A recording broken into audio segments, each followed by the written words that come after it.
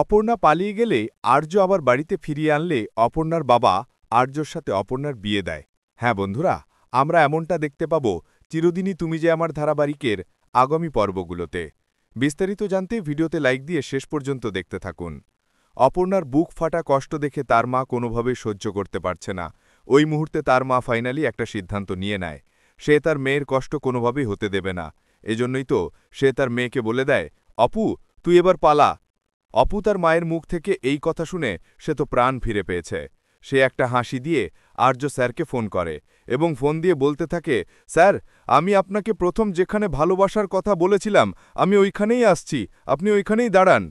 তারপরে আমরা বিগত প্রমোতে যেভাবে দেখেছিলাম অপর্ণা দৌড়ে ছুটে যায় আর্যর কাছে, সেই দৃশ্যটাই এই পর্বে দেখানো হয়েছে। অপর্ণা দৌড়ে ছুটে যায় যেখানে আর্য দাঁড়িয়ে আছে। তারপর আর্যর কাছে গিয়ে আর্যকে জড়িয়ে ধরে বলতে থাকে, স্যার আমি সব বাধা কাটিয়ে আপনার কাছে চলে এসেছি, আপনি আমাকে অনেক দূর পালিয়ে নিয়ে চলুন। তখন আর্য অপর্ণার দিকে তাকিয়ে অনেকটা খুশি হয়ে গাড়িতে বসায় এবং সে একটা বিয়েবাড়ির গেটের সামনে এনে দাঁড় করায় গাড়িটা। তারপর অপর্ণা গাড়ি থেকে নামতেই দেখতে পায় একটা বিয়েবাড়ির গেট। অপর্ণা তো ওই গেট দেখেই চিনে ফেলেছে যে ওইটা আসলে অন্য কোনো বিয়েবাড়ির গেট নয়, ওইটা তারই বিয়ের গেট। অপর্ণা তখন আর্যকে প্রশ্ন করে, আপনি আমাকে এটা কোথায় নিয়ে এলেন?